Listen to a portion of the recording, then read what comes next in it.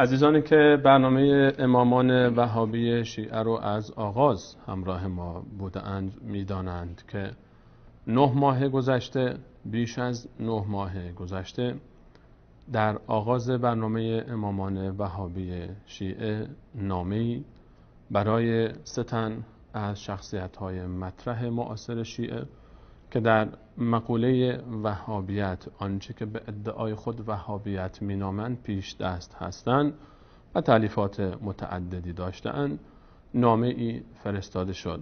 حضرات آیات جعفر سبحانی، حضرت آیت الله العظمی جعفر سبحانی و همچنین حضرت آیت الله العظمی مکارم شیرازی و همچنین جناب آیت الله نجم الدین طبسی نامه‌ای دریافت کردند و نامه‌ای با این مضمون خدمت اونها ارسال گردید.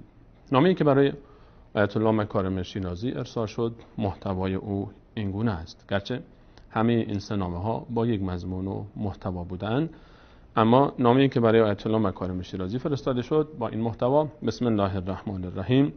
خدمت مرجع عالی قدر جهان تشیع آیت الله العظمی ناصر مکارم شیرازی دامت افاضاتهم. السلام علیکم و رحمت الله و برکاته.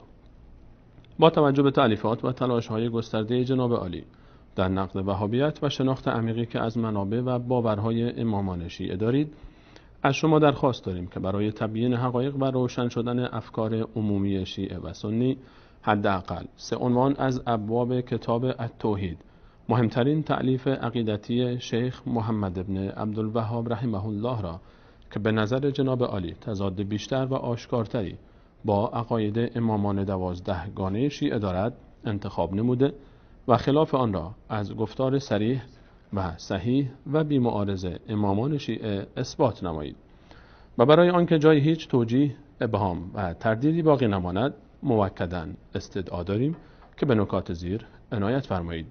حداقل 3 باب را انتخاب نمایید. ابوابی را برگزینید که با عقاید ائمه شیعه تضاد بیشتر و آشکارتری داشته باشد. صرفاً از روایات و گفتار امامان شیعه استدلال نمایید. روایات مورد استدلال صریح، صحیح و بی‌معارض باشد و چنانکه کتاب التوحید شیخ محمد بن عبدالوهاب را با عقیده امامان شیعه در تضاد نمی‌بینید، احتراماً نظر خویش را در این مورد اعلام بفرمایید. پیشاپیش از پاسخگویی جناب عالی سپاس گزاریم. برنامه تلویزیونی امامان وهابی شیعه. 9 ماه پیش این نامه برای این مراجع مطرح شیعه ارسال گردید، اما 9 ماه گذشت و هنوز پاسخی به دست ما نرسیده است.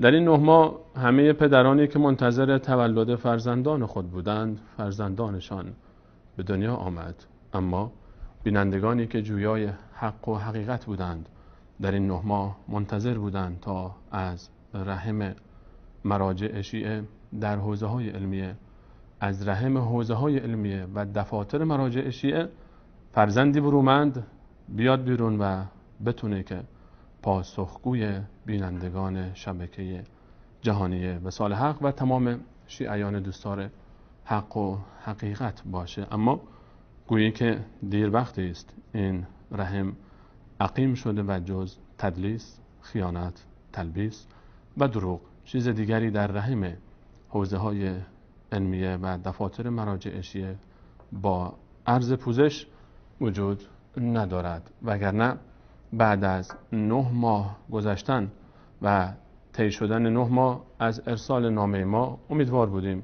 که حداقل همون گونه‌ای که پدران در ماه 10 منتظر تولد فرزندان خود هستند، ما هم در ماه 10 به پاسخ نامه خود دست پیدا کنیم. الیس منکم رجل رشید، یک مرد از بین حوزه‌های علمیه، از رحم حوزه‌های علمیه یک فرزند برومند پیدا نخواهد شد تا به نامه ما پاسخ دهد، تا آشکار گردد حقیقت برای مشتاقان حقیقت. همچنان منتظر میمانیم شاید در این ماه 10 فرجی شد و سرانجام این رحم بارور گشت و فرزندی رشید متولد شد و پاسخ ما را خواهد داد، هرچند که از این رحم عقیم هیچ امیدی نخواهد بود. در ادامه این حکایت و ماجرا ما همچنین برای برخی از مؤلفین تفسیر نمونه که منتسب به آیت الله مکارم شیرازی است، ما از اونها هم درخواست کردیم، من جمله جناب آیت الله یا حجت الاسلام محسن قرائتی، و از ایشون خواستیم که برای اعاده حیثیت هم که شده و حداقل ایشون که سالهاست به عنوان یک مفسر در جامعه شیعه شناخته شده هست، بیان و پاسخگو باشن به این نامه. و ما بیش از 2 ماهه که از ایشون هم درخواست کردیم تا پاسخ ما رو بدند و میدانیم که ایشان حقیقت را میدانند، اما چرا حقیقت رو بیان نمی کنند برای ما و شما بینندگان عزیز، و چرا پاسخگو نخواهند بود؟ به نظر شما چرا؟ اگر محسن قرائتی بیاد به مردم راست بگوید، محسن قرائتی اگر مردم را گمراه نکند، دیگر صدا و سیما او را برنامه‌اش پخش میکنه. محسن قرائتی اگر به مردم راست بگوید، بله او را خدمت شما عرض کنم که خلاصه چنان داغی به فلان جاش بزنن که دیگر نتواند تا 6 ماه روی منبر بنشیند، دیگر اونجا هم درد میکنه. محسن قرائتی نمیتواند به مردم راست بگوید، چون او باید از دولت پول بید. قضاوت با شماست.